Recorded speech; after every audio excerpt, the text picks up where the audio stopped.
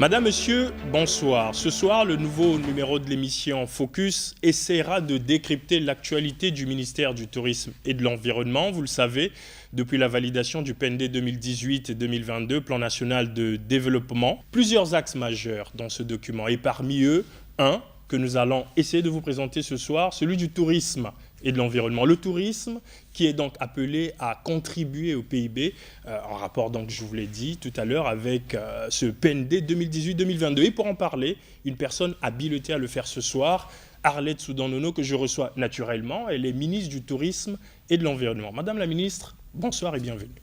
Bonsoir Gilles Maillet. Alors, Madame la ministre, 2 ans après votre arrivée au gouvernement, je pense que c'est la deuxième interview que j'ai avec vous. Ce soir, peut-on faire un bilan à mi-parcours de votre action au sein de ce ministère? Écoutez, aujourd'hui, qu'est-ce que je peux vous dire? Mais que les choses progressent, et progressent positivement. Parce que la dernière fois, il était question de différents collaborateurs qui avaient mis une espèce de chaîne de dépenses qui n'existait nulle part dans la démarche administrative. Vous ne la retrouviez nulle part. On avait des DG qui s'octroyaient des primes qui tournaient autour de 3 millions et quelques, des directeurs centraux qui s'auto-finançaient autour de près de 2 700 000. Cela n'était-il pas justifié? Vous pensez qu'ils n'ont pas assez travaillé pour bénéficier de cette somme d'argent? Autant moi je ne suis pas fonctionnaire de l'État, autant les fonctionnaires de l'État sont payés toutes les fins de mois, et ceux qui ne le sont pas, il y a des mécanismes qui nous lient à l'État, qui nous payent. Il y a des rétributions. Cela est régulé, réglementé, il y a des textes. C'est pour ça que ça fait pleurer, parce que ça fait mal. Vous mettez un terme à toutes ces habitudes, parce que vous vous interrogez. Vous arrivez dans un espace de travail professionnel et vous vous rendez compte qu'en fin de compte, il y a toute une chaîne de dépenses qui n'est pas réglementaire.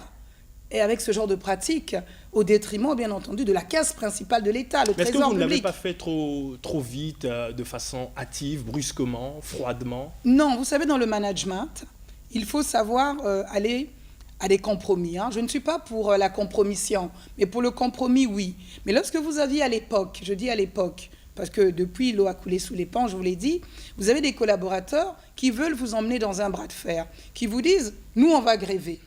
Vous leur dites, il n'y a pas de problème, la grève est permise dans l'administration et répond à des procédures. Mais moi, j'aime les grèves. Je vais vous dire pourquoi. La grève permet... Vous aimez les grèves? Pourquoi? Lorsqu'il y a grève, surtout dans un cas comme celui-là, ça permet au ministre de s'exprimer publiquement. Vous aurez, en tant que média que vous êtes, vous m'aurez interrogé. Il y a une grève, qu'est-ce qui s'y passe? À ce moment-là, qu'est-ce que je vous aurais dit? Je vous aurais tout simplement dit, j'ai des collaborateurs au sein d'une de mes directions qui revendiquent des primes qu'ils se sont auto-alloués au principe que ça a toujours été comme ça, et cela ne répond à aucune démarche administrative. Alors, Madame la ministre... Donc aujourd'hui, tout est rentré dans l'ordre. C'est la question que j'allais vous poser. Avez-vous réussi à réguler tout cela et à apaiser le climat, si climat tendu il y a? Non, il n'y a pas de climat tendu, il y avait simplement des mauvaises habitudes. Et le chef de l'État, je vous le rappelle, et le répète même, nous a nommé dans le cas des réformes institutionnelles, ce que le Congolais, communément, nous avons, pour paraphraser le chef de l'État une fois de plus, le mot rupture qu'il a employé dans l'un de ses grands moments d'allocution publique, il y a 2 ans de cela. Et aujourd'hui, nous allons toujours dans la même dynamique. Vous êtes la partisane de l'aile dure de la rupture? Je ne dis pas que c'est l'aile dure, je vous ai parlé de compromis. Mais le compromis, vous savez, à un moment donné, il va falloir bousculer un peu parce que les habitudes ont la peau dure. Et n'oubliez pas que nous sommes en pleine réforme tant institutionnelle que nous-mêmes, nous devons nous reformater. Vous savez, les gens avaient des logiciels mentaux qui étaient bloqués avec des mauvaises habitudes. Ils vous disaient, ça c'est congolais, on vous dit, ça a toujours été comme ça. Et comme on a une langue officielle qui est le lingala, je vais vous le dire en lingala, qu'est-ce qu'il disait? Mais il y a lingala ksanini. Ah oui, zalaka aboye. Voilà. Donc, une fois que j'ai essayé d'expliquer aux uns aux autres ce qui se passe, j'ai fait faire des audits internes. Qu'est-ce que j'ai fait? J'ai appelé un cabinet externe parce qu'on a 2 possibilités d'audit.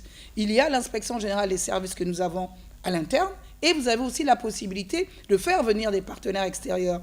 Mais qui m'ont révélé qu'il y avait des dysfonctionnements dans la gestion de l'argent public et qu'il y avait, bien entendu, des trous dans les caisses de l'État.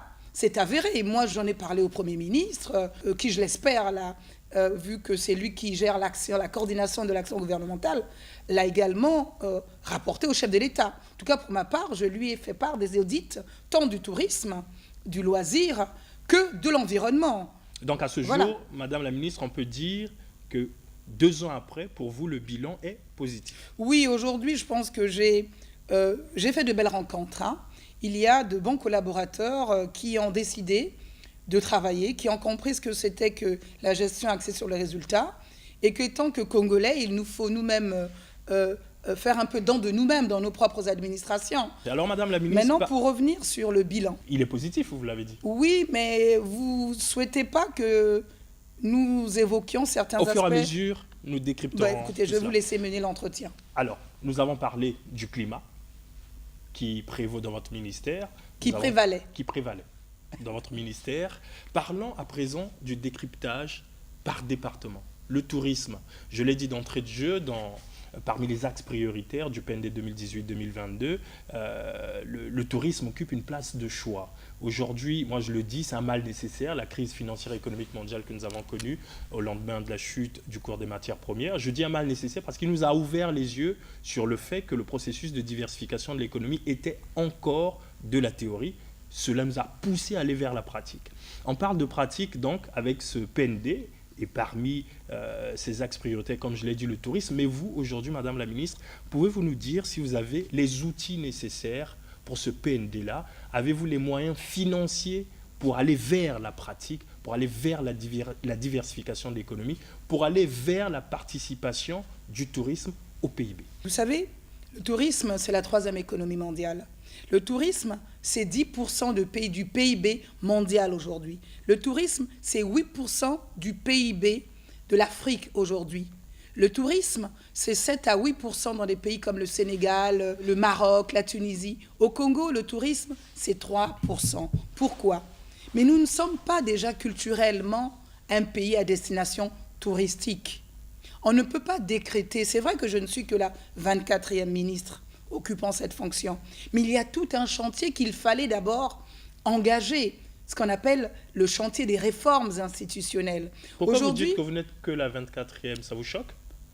Écoutez, c'est une façon pour moi de parler, avec beaucoup de modestie, parce qu'au bout d'un moment, vous vous dites, bon, vous êtes la 24e ministre, mais vous constatez en arrivant qu'il y a eu cette inscription au sein des différents portefeuilles, chaque fois que le chef d'État fait un gouvernement ministériel, avec le tourisme, industrie du tourisme, annexé à ceci, on refait, on a tâtonné, on n'a pas bien évalué. Vous pensez en fait que le ministère du tourisme, en tout cas le tourisme en lui-même, en tant qu'entité, n'occupe pas la place qu'il faut? Écoutez, que ce soit le tourisme, que ce soit l'environnement, vous êtes journaliste, regardez ce qui se passe dans le monde aujourd'hui, c'est la 3e des économies.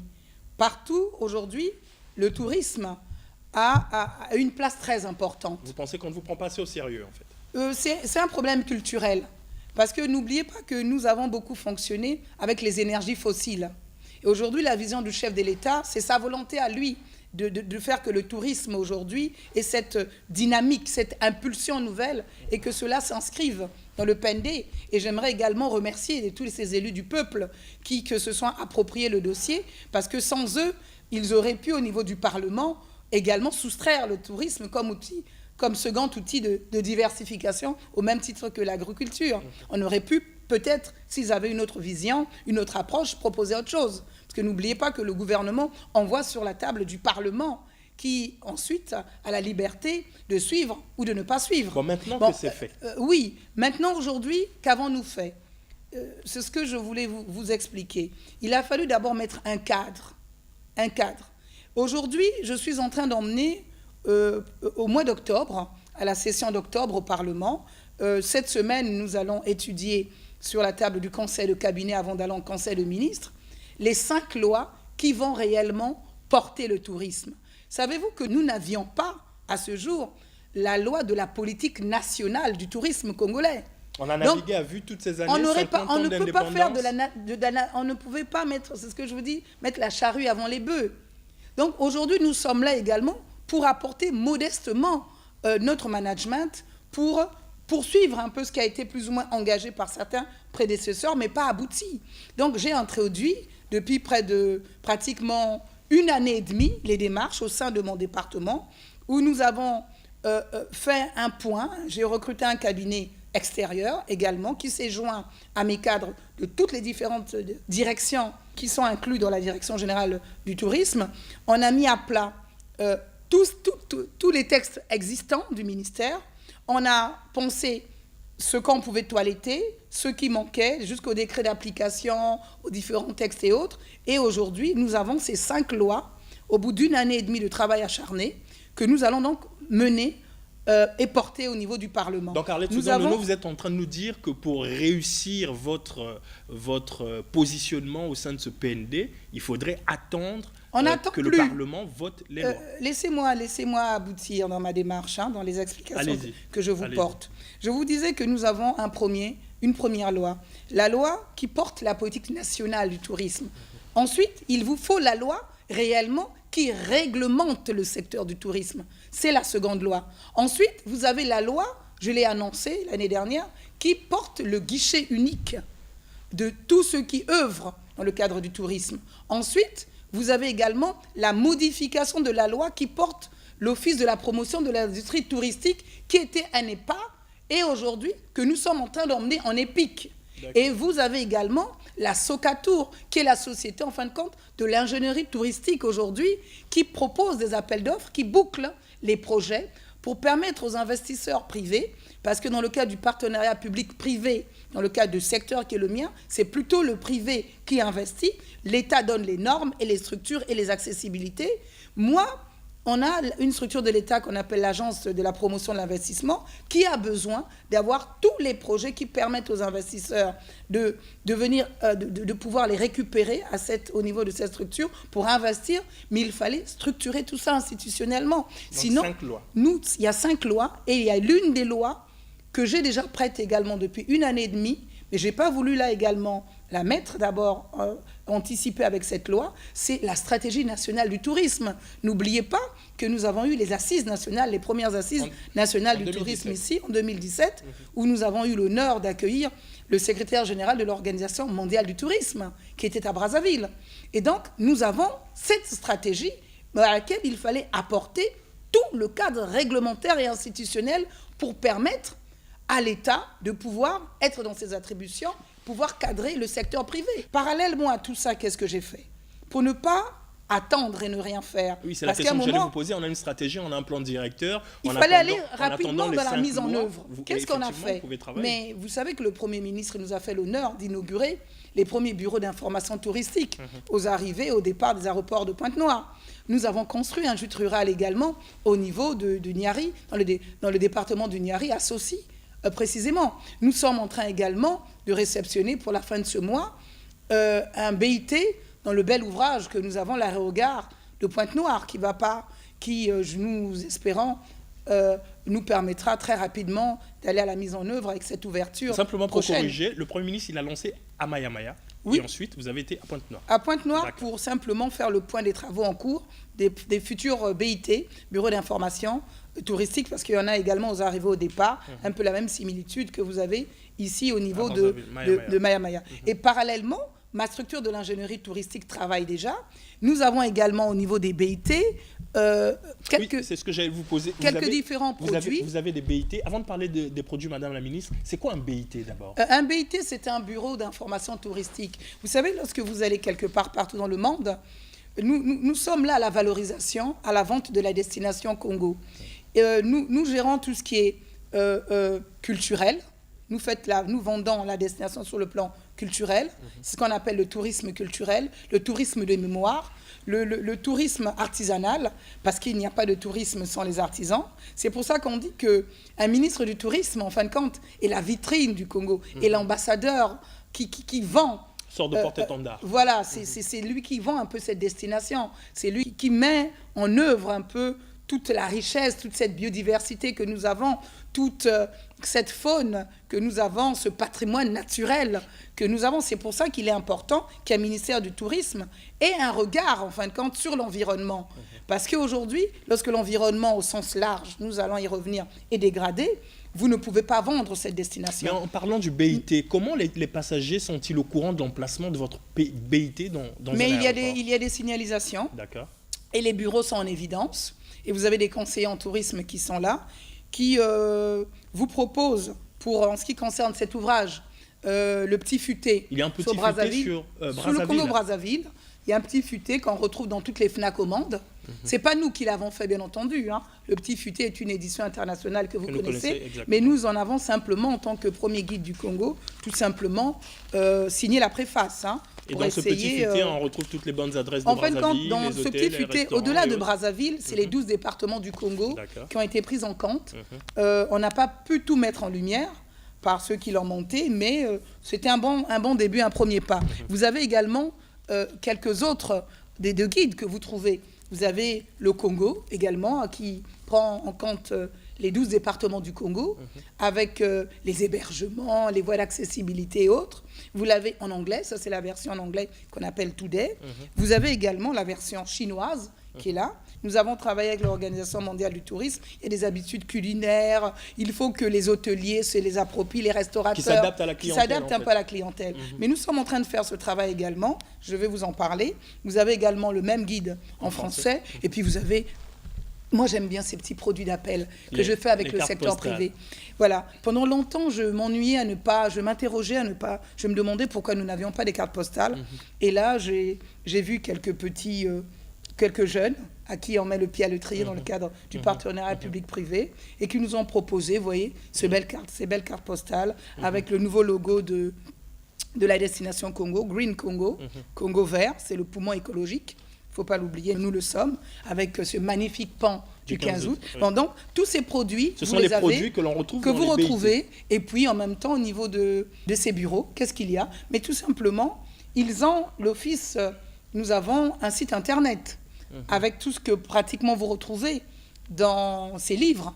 Vous allez sur le site internet de l'Office du tourisme du Congo-Brazzaville.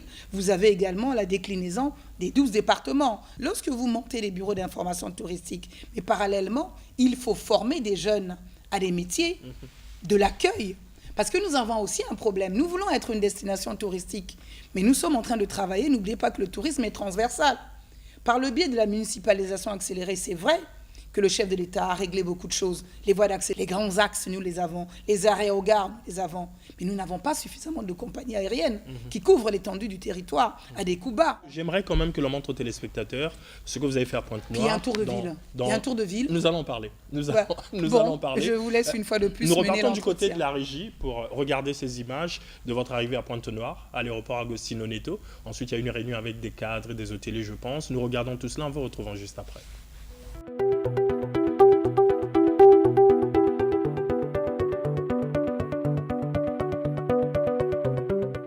C'est une journée sans répit pour la ministre du Tourisme et de l'Environnement dans la ville côtière. Arlette Soudonono a échangé avec les autorités préfectorales et municipales des départements de Pointe-Noire et du Kwilu sur les textes réglementaires de son département ministériel.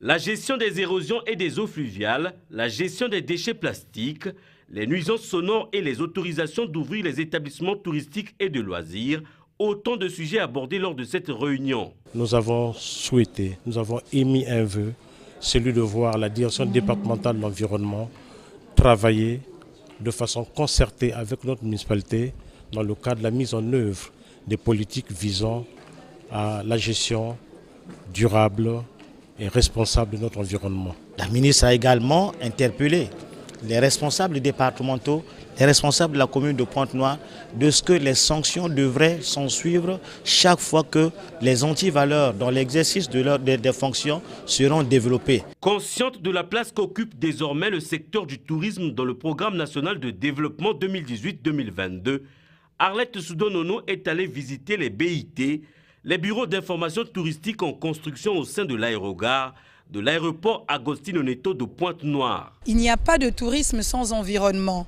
Il faut réellement une implication des services publics de l'État. Il faut que tous les acteurs de la société civile également s'approprient le respect de tout ce qui régit notre bien-être, l'environnement. Il nous faut changer non seulement notre propre logiciel mental, ce que le chef de l'État appelle l'homme nouveau, et surtout changer le disque dur qui nous a formatés initialement. J'invite tous ces jeunes à se lancer dans les startups, à se lancer dans le monde de l'entrepreneuriat, parce que là, effectivement, dans le tourisme, vous investissez un lundi, vous gagnez un vendredi. Fidèle à la vision du président de la République dans les domaines du tourisme et de l'environnement, Arlette Soudan-Nono s'emploie à sa mise en œuvre pour un développement durable.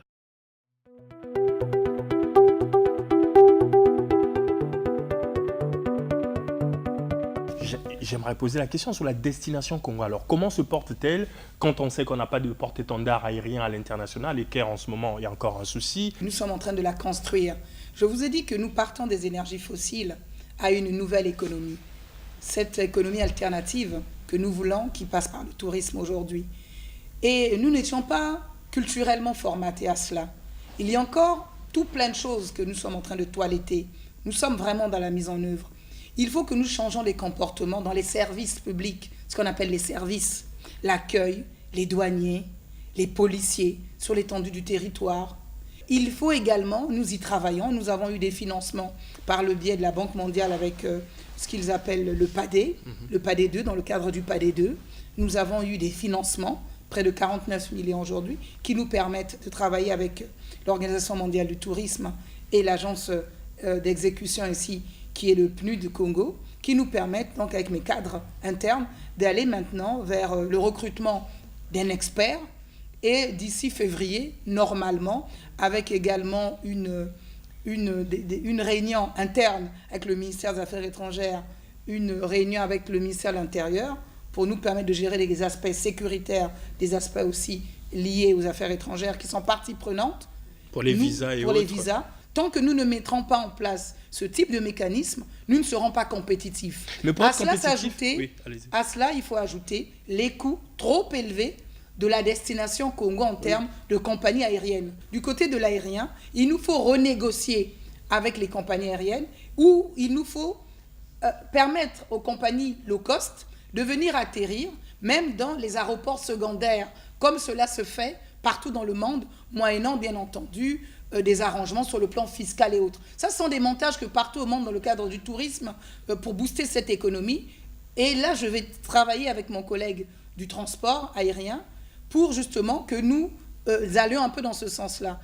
Tant que nous n'aurons pas une destination à moindre coût, tant que nous n'aurons pas un visa réellement touristique, les touristes iront ailleurs.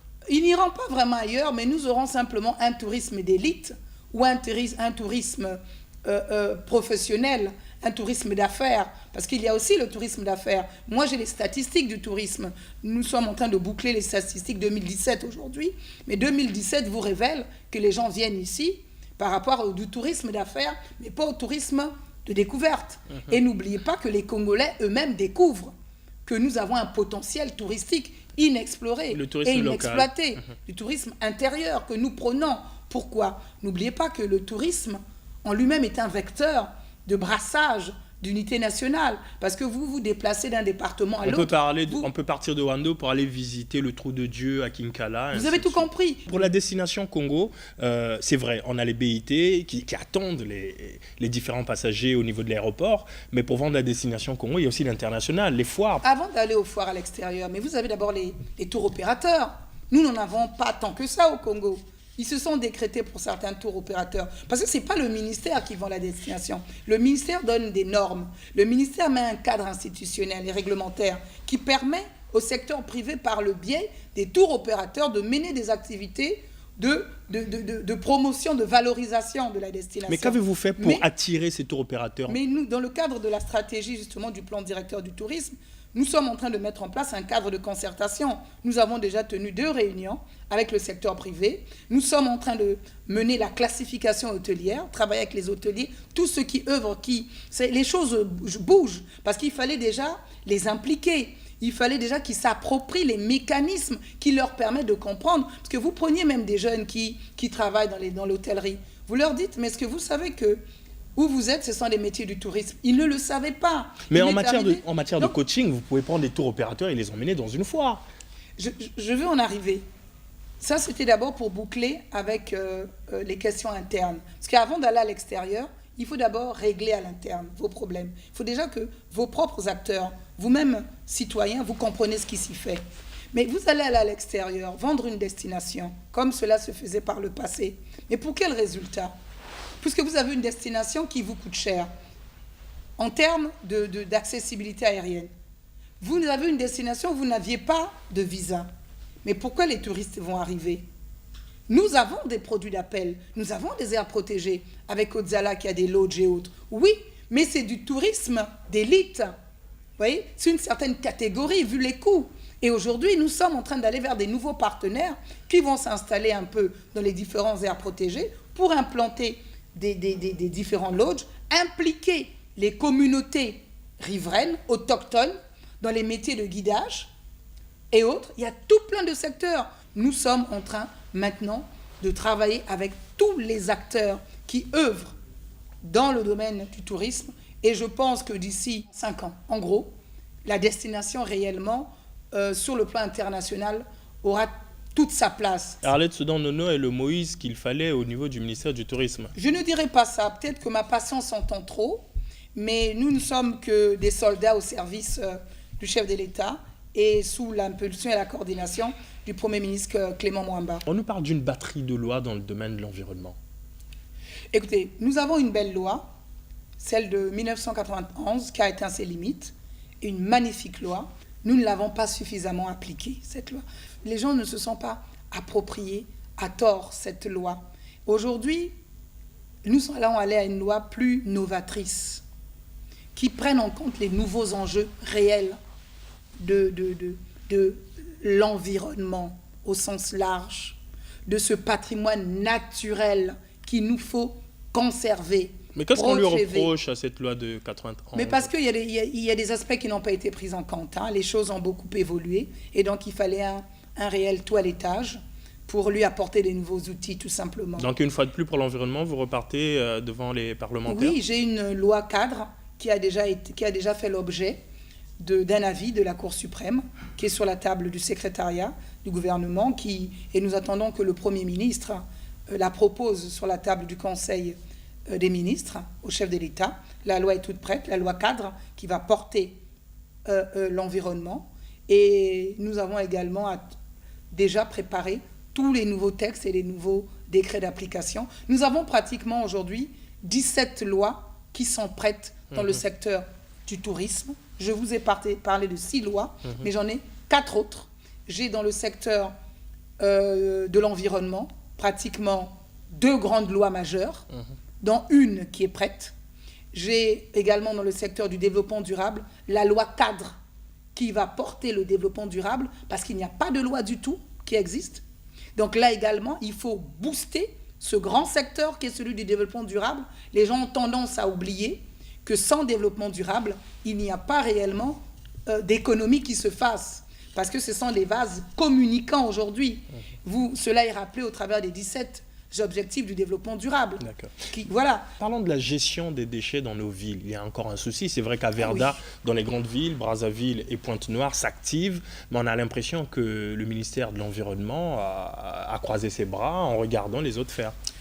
Non, vous savez, nous ne passons pas... Nous avons des obligations de réserve. Nous travaillons à l'interne énormément. Ce que vous avez vu avec les services de l'État décentralisés, dans la réunion que vous avez projetée tout à l'heure à Pointe-Noire, j'ai tenu la même réunion à Brazzaville, simplement je n'avais pas souhaité la médiatiser. À tort ou à raison, mais je n'avais pas souhaité la médiatiser. Parce que ce qui se passe, c'est quoi ? Je vous le rappelle assez souvent. Le ministère donne un cadre institutionnel et réglementaire. Mais dans la mise en œuvre de tout ce que nous initions, il y a ce qu'on appelle notre exécutif, dans le cadre de la gestion décentralisée, le préfet qui a tous les services décentralisés de l'État. Lorsque vous parlez de certains déchets, même lorsque on vous parle peut-être d'une nouvelle prolifération des sachets dans la ville, mais moi j'ai pris des circulaires, j'en suis peut-être à la 3e, où je demande au préfet des 12 départements du Congo d'appliquer le décret d'application que le gouvernement avait pris, interdisant l'utilisation, la commercialisation et l'utilisation de ce matériel non dégradable et qui pollue. Nous rappelons en fin de compte, nous travaillons de façon étroite, pour ma part, avec les services décentralisés de l'État.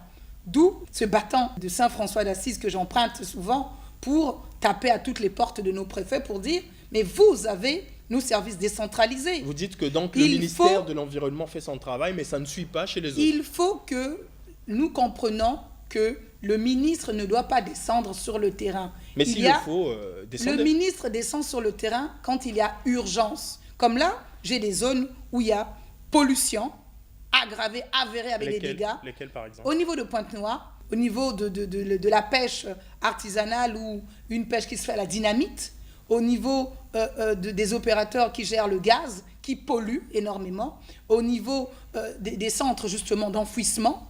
Vous venez de donner le nom d'une société à Verda. Oui. Là également, pourquoi je vous parle de la gestion décentralisée? Parce qu'il faut savoir que nous donnons le cadre, les normes, mais au niveau des préfectures, par exemple de Brazzaville, ils ont alloué un endroit, un espace, un terrain, à la société Averda, qu'on appelle un premier espace de stockage, un lieu de transit des déchets, sans avoir fait l'étude d'impact environnemental, en pleine zone urbaine, où les populations se plaignent. Nous y travaillons pour demander qu'il y ait une délocalisation des services. Oui, mais même le leur dire à eux, ce sont les services municipaux. Parce que c'est la municipalité de Brazzaville qui a attribué ce terrain. Donc, c'est à la municipalité de prendre une ordonnance et de leur proposer un nouveau terrain. Et avant qu'ils ne s'y implantent, au préalable, que disent les textes de l'État, il faut une étude d'impact environnemental et social qui soit faite. Donc, j'ai déjà écrit au préfet de la ville de Brazzaville pour demander à la société Averda. Moi, je m'adresse au préfet qui, lui, saisit le maire central et ses services. D'accord. Et donc, cela a été déjà engagé comme procédure. Et au niveau des centres, parce qu'il y a le centre de transit, tout d'abord, de collecte, où ils viennent déposer ce qu'ils prennent en périphérie, en zone urbaine, également. Et ensuite, ils vont maintenant dans ce qu'on appelle le grand centre d'enfouissement. Là également, il y a à boire et à manger, parce que depuis peu, j'ai remis un peu mon outil de contrôle, qui est l'inspection générale, le service que je salue. J'ai une très bonne inspection générale du côté de l'environnement, qui fait excellemment son travail, et qui a mis en lumière le non-respect de tous les cahiers de charges qui obligent ceux qui travaillent dans la gestion des déchets de respecter les normes. Et j'aimerais également inviter tous ces partenaires à respecter le cahier des charges. D'accord, nous l'avons compris, Madame la Ministre. De se rapprocher de ma direction générale de l'environnement ou des directions départementales de l'environnement pour avoir les cahiers de charges. Parce que je ne peux accepter indéfiniment cette pollution de l'air, des eaux et des sols. Mais donc, ce qui dégrade notre santé. Descendez sur le terrain. J'ai l'agenda, je vous l'ai dit qu'il y a des zones où je vais faire ces visites impromptues qui sont nécessaires. Nous allons, en une phrase, nous n'avons plus de temps. En une phrase, parlons des tourbières. En une phrase, vous en avez parlé à la radio, à la télé, presse écrite. Tout le monde a découvert le mot tourbière, en tout cas pour certains. Et ensuite, plus rien. Un effet de mode? Oh non, ce n'est pas un effet de mode. On n'en a pas fait qu'en parler. On a quand même abrité, il faut le rappeler, la 3e initiative mondiale des tourbières, où nous avons là également eu le secrétaire général du programme des Nations Unies pour l'environnement, qui nous a fait l'honneur et l'amitié d'être là. Et nous avons quand même eu ma collègue qui gère les premières tourbières au monde, c'est de l'Indonésie. Aujourd'hui, si nous ne gérons pas la gestion de façon rationnelle et durable de l'atténuation, de l'adaptation, de la prise en compte des collectivités et des peuples autochtones que nous partageons dans les deux rives de la République démocratique du Congo, du côté du lac Tumba, et nous, du côté de la Likwala et autres, parce qu'on est encore en train de faire d'autres découvertes, mais qui s'étendent aujourd'hui sur près de 145 000 km² de tourbières, qui est une richesse et ce poumon de cette biodiversité que nous avons aujourd'hui, mais nous gardons là ce qu'on appelle une bombe à retardement. Et donc, nous sommes en train d'aller vers, à l'interne, une grande structure qui va allier tous les secteurs. Nous avons déjà préparé le décret qui est sur la table du Conseil, le secrétariat général du gouvernement, et nous entendons également là que le Premier ministre, chef du gouvernement, puisse programmer un conseil de ministres où nous allons donc un conseil plutôt de cabinet où nous allons porter tous ces textes qui sont déjà prêts. Et nous sommes également en train de signer, outre ce que vous avez vu dans la déclaration de Brazzaville, tripartite entre l'Indonésie et le collègue de la RDC, parce que nous partageons un comité interne conjoint pour la gestion rationnelle et durable de l'exploitation de ces tourbières, parce qu'il n'est pas interdit une exploitation sur les tourbières, mais il nous faut simplement identifier la source d'eau qui garde la zone humide et qui serait, semble-t-il, à l'origine de l'irrigation même de ce grand poumon que nous avons, bleu, qui est ce second poumon écologique du monde, le fleuve Congo. Et aujourd'hui, j'ai envoyé des collaborateurs au niveau de l'Angleterre, au niveau de l'université Leeds, qui veut signer avec nous un protocole d'entente pour la gestion de ces tourbières, pour nous permettre d'implanter, même avec l'UNESCO qui est partie prenante, un institut de recherche scientifique que nous allons implanter, certainement dans la zone de la Likwala, où nous avons la plus grande superficie de tourbières. Et même sur les tourbières, je pense que c'est bon. Hein. C'est plus qu'une phrase déjà. Excusez-moi, il y a tellement de choses à dire. Et nous n'avons pas que ces écosystèmes fragiles, les tourbières. C'est vrai que c'est une grande découverte. Mais nous avons également les mangroves, où il y a des vies. Vous les sentez menacés? Je les sens menacés. Je vais faire une espèce de visite impromptue, là également, pour voir ce qui s'y passe avec mes spécialistes. Nous attendrons les images de cette visite. Pour parler des loisirs, aujourd'hui, les loisirs se résument aux VIP, aux caves, aux boîtes de nuit, aux kermesses qui s'installent même dans les établissements scolaires. On est offusqué de les voir dans les établissements scolaires. Il y en a qui ont dit, mais la ministre des Loisirs, elle se fait beaucoup d'argent en acceptant que ces stands s'installent dans les établissements scolaires. Très bonne analyse, très bon constat. Qu'est-ce qui s'y passe? Là également, nous sommes en train de porter 5 lois que nous avons déjà au niveau de la Cour suprême. Vous avez beaucoup de lois, Madame la ministre. Je vous ai dit que j'en ai près de 17 que je vais mener à bien si le chef de l'État veut bien me faire confiance et me poursuivre de me faire confiance, parce que là, j'ai toujours sa confiance avec celle du Premier ministre, parce qu'il nous faut mener à bien tout ce chantier institutionnel des réformes. Je vous ai dit, j'ai 17 lois qui sont prêtes aujourd'hui dans les 5 lois qui portent le loisir. Les loisirs. Donc on attend les lois. Une loi. Non. Et parallèlement à cela, il y a quoi? Mais je vous ai dit que nous avons certains textes d'application dans le secteur du loisir. Mais nous sommes dans la gestion décentralisée. Je suis peut-être à ma 4e circulaire avant qu'il y ait eu réaction. Vous avez vu mon collègue de l'enseignement primaire et secondaire demander la fermeture de ces kermesses dans les écoles. Mais nous sommes des vases communicants dans le gouvernement. Moi, j'ai un secteur tout autant transversal, mais sinon plus transversal qui allie le tourisme, l'environnement et le développement durable. Vous savez, souvent j'entends dire « tout ne peut pas être environnement ». Si, tout est environnement aujourd'hui. Et il n'est pas chose aisée aujourd'hui d'être femme et ministre de l'Environnement. Parce que vous êtes le mouton noir du gouvernement. Pourquoi vous dites cela? Parce que vous tapez sur plusieurs intérêts. Là, vous touchez le loisir. Oui, mais aujourd'hui, à l'essence même de notre propre vie en dehors de nos activités rémunératrices, c'est quoi? C'est le loisir. Mais je suis en train de vouloir ramener de l'ordre dans le loisir. Donc, je vais taper sur certains intérêts. Donc, je ne vais pas me faire des amis. On attend les lois. Et en dehors des lois, je suis obligée de m'appuyer déjà sur les textes qu'il y a. Je vous ai dit que j'ai déjà envoyé des circulaires aux différents préfets.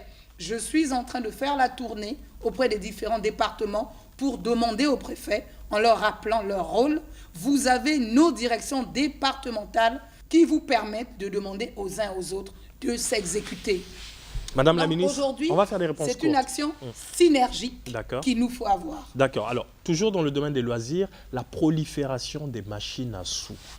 On est aussi estomaqué de voir des enfants de 10 ans, 12 ans aller devant ces machines à sous et jouer. Mais un enfant de 10 ans, il ne travaille pas. J'ai déjà écrit. Réglementé. Savez-là également que j'ai déjà adressé 2 circulaires à tous les préfets. En fait, vous avez des lois, des circulaires, mais en gros... J'ai en gros beaucoup de textes d'application.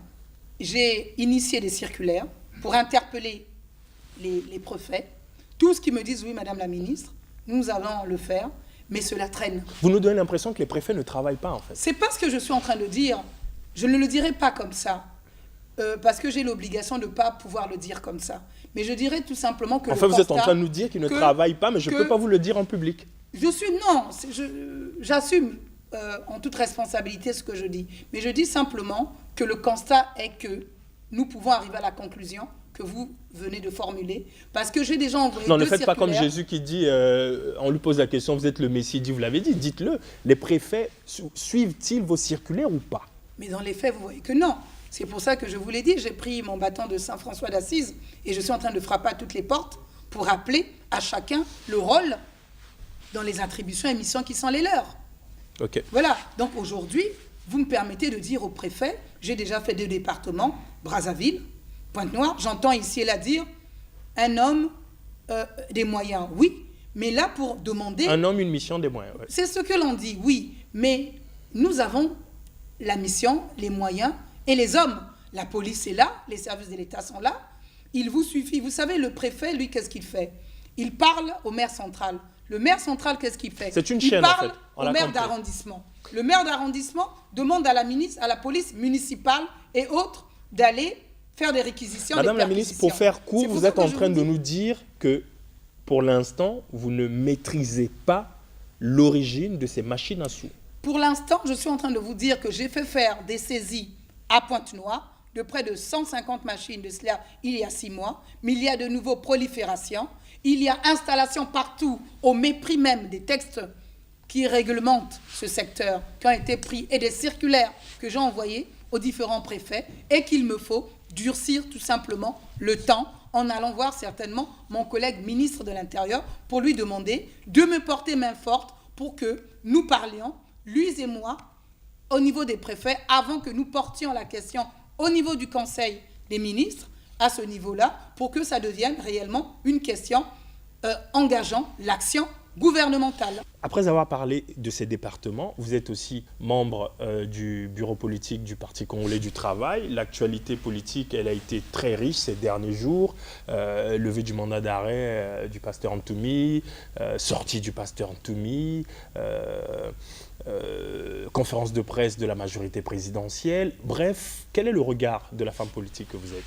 Vous savez, je semble avoir pris du recul parce qu'actuellement, nous devons donner le bilan sur le plan gouvernemental. Mais ça va être vraiment une réponse générale. Hein. Oui, mais vous savez, lorsque l'on dit que nous sommes en train d'installer la démocratie, cela, une fois de plus, vous montre la vitalité de l'appropriation même des mécanismes de démocratie lorsque vous voyez les uns et les autres s'exprimer.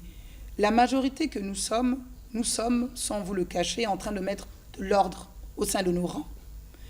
Parce que chaque fois que nous arrivons à une forme de croisée des chemins, 2016, c'était le changement de la Constitution. Il y a eu également beaucoup de bousculades. Il y a eu beaucoup d'ambitions cachées qui ont voulu s'exprimer de façon indélicate pour certaines. Ces ambitions-là, oui. Il y a également ce qu'on appelle beaucoup d'avatars, où ceux qui sont visibles, qui font beaucoup de bruit, ne sont pas toujours ceux qui sont les plus dangereux dans une maison politique. Mais nous avons, les gens l'oublient, un président du comité central. C'est vrai que la Constitution aujourd'hui ne lui permet pas d'être à l'exécutif, à la tête du parti comme tel, et qu'il y a un secrétaire général qui a mission de gérer cet intérim, tant du côté de la majorité que dans la gestion quotidienne du parti. Oui, mais le moment des joutes politiques vont arriver, et à ce moment-là, vous pouvez compter sur moi une fois de plus, nous reprendrons la veste de la femme politique publique que nous avons été. Nous avons encore un petit délai devant nous d'apporter le bilan que le peuple attend au niveau du chef de l'État, qui nous a fait confiance d'être là, et au moment des joutes, et au moment du jeu politique, nous reviendrons dans l'arène. Arlette Soudan-Nono, ça c'est de la polémique. Hein. Pourquoi? Ça c'est de la polémique. Pourquoi vous dites ça? Mais j'attendais une autre réponse. Vous êtes en train de promettre quelque chose à quelqu'un. C'est-à-dire? Je ne sais pas. Mais dites-moi ce que vous avez compris. Non, c'est vous qui parlez. Ben, c'est vous qui m'avez entendu. C'est vous qui réagissez. Arlette Soudan-Nono, pensez-vous que la femme est assez représentée dans les sphères de décision ici au Congo? Depuis les années 60, nous ne sommes que 19 à être ministres au niveau du Congo. Mais il n'y a pas de femme ministre d'État à ce jour. Il n'y a pas de femme préfet à ce jour. Il n'y a pas de femme générale à ce jour. Il n'y a pas de femme ministre de la Défense dans l'histoire du Congo. Il n'y a pas de femme ministre de l'Intérieur. Il n'y a pas, il n'y a pas, il n'y a pas. Mais la femme n'a pas démérité. Je ne parle pas d'une parité au sens féministe, simplement. Je parle d'une parité basée sur l'équité, la compétence et le mérite. Pourquoi nous ne pouvons pas nous imaginer... Vous voulez être ministre d'État, Arlette? Pas moi personnellement, Madame Soudan Nono. Pas moi personnellement. Mais c'est simplement dire que pourquoi il n'y a pas de ministre d'État femme au Congo. Il y a eu une volonté politique du chef de l'État. Nous sommes aujourd'hui, il faut le saluer cela. 8 femmes au gouvernement. Première dans l'histoire de tous les gouvernements. Je viens de vous le rappeler. Depuis les indépendances, nous ne sommes que 19 femmes qui ont eu accès à un portefeuille ministériel au Congo. Arlette Soudan Nono, vous êtes ministre du Tourisme et de l'Environnement. Je vous dis merci. Merci pour toutes ces données, pour toutes ces réponses que vous avez bien voulu partager avec nous. Mesdames, Messieurs, c'était le 2e numéro de Focus. Vous le savez, je vous retrouverai prochainement. C'est dimanche 21h30 sur votre chaîne. En attendant, excellente soirée à toutes et à tous et à très vite. Au revoir.